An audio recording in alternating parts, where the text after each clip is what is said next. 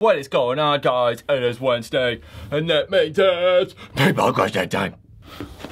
Ruhkk asked, can you explain what causes paintball tank burst discs to blow? Why does this seem to happen randomly? And what is going on with my tank when it occurs? So, paintball tank burst discs. Burst discs on either CO2 or compressed air are really designed to vent or blow if they reach a certain pressure.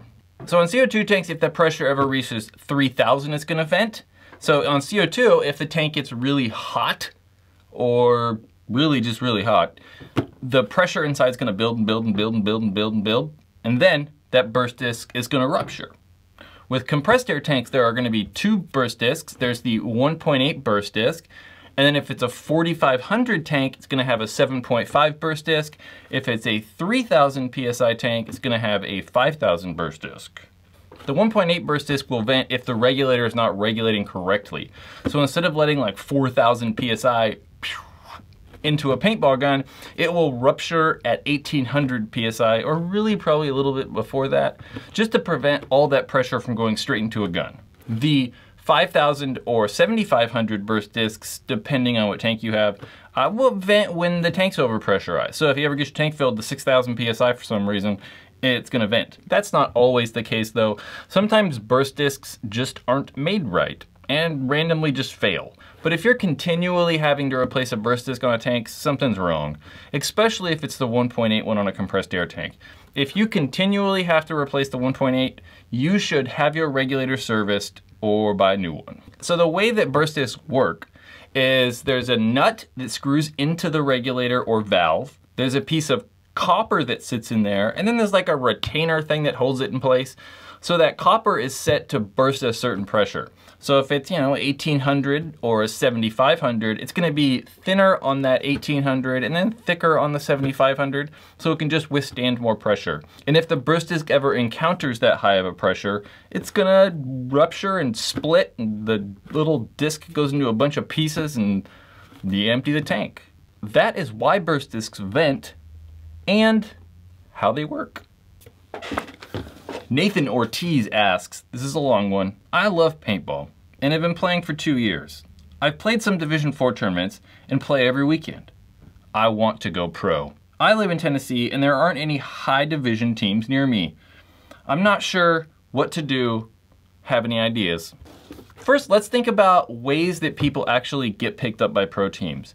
It's typically playing on those higher division teams and just getting seen at tournaments and then meeting other pro players, or going to tryouts and making the team through tryouts. That first option might be hard for you because, like you said, there aren't any high division teams where you live.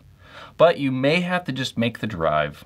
Make the drive to a neighboring state, the closest one, wherever there's a high division team, and just see if you can practice with them. There's also guys from Infamous live in Arkansas that play all the time there. See if you can go play with those guys.